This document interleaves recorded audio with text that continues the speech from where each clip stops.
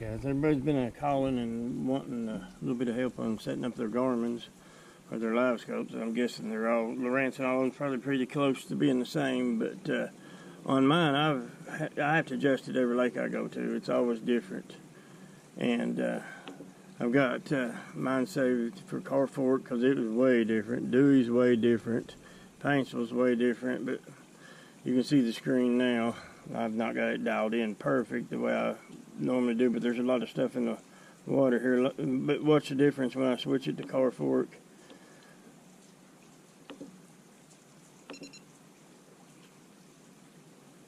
There's a lot more burnout and washed out. Now watch when I switch it to Dewey.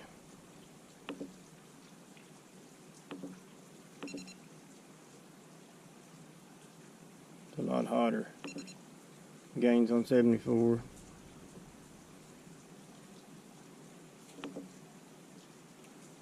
And this is Paintsville. But I did figure out that on Paintsville we've got a lot of stain in the water right now. And so whenever you go down to your sonar setup, come to noise rejection, I like it just, normally I keep it on low, but a couple of days ago I was down the lake and I had to go to the medium to get it where I wanted it, but low brings up the color a lot better. I don't very seldom ever use ghost reject, but now it does make a difference in if the water's different, you know, the clarity. So sometimes you want to play with that. See, you wouldn't think it would bring in more noise, but it does sometimes. But I normally keep it off. TVG, it's a hit or miss too. Sometimes you want it. Now if you've got it on, you lose a lot of your visual on your bait. And a lot of you guys that's having problems is you can't see your bait. You probably got TVG on, so turn that sucker off.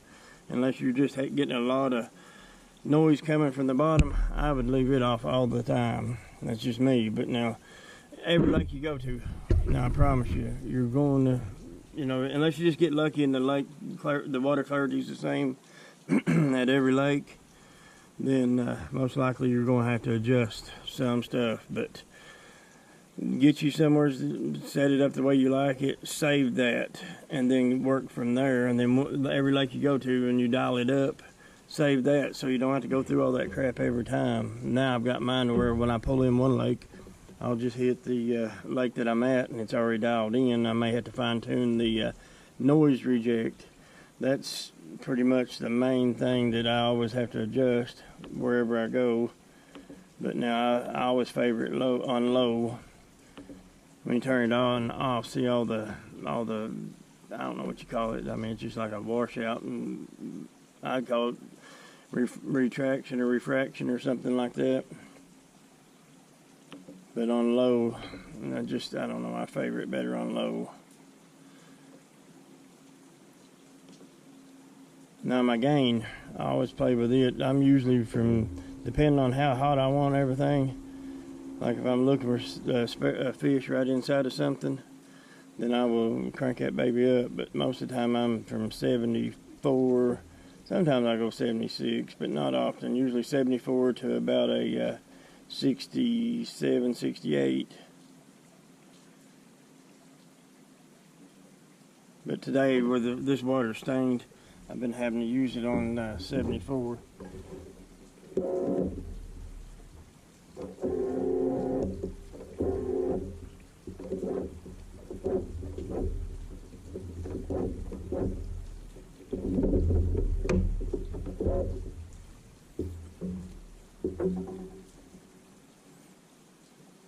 But your gain and your depth, I always run mine on 70 foot on the forward range. I don't know, I'm comfortable with that. I've learned what a fish looks like on that and how big the fish are by constantly staying on 70.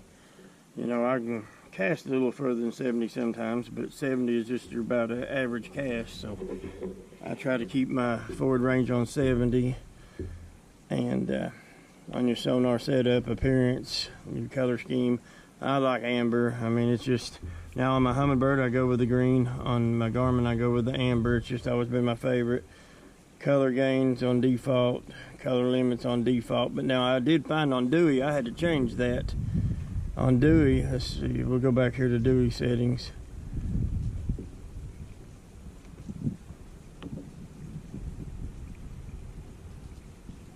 Dewey Lake settings, and then let's bring her back up on the depth to about 40. Now I'll go back into menu. Sonar setup. Let's see, I went too far, didn't I?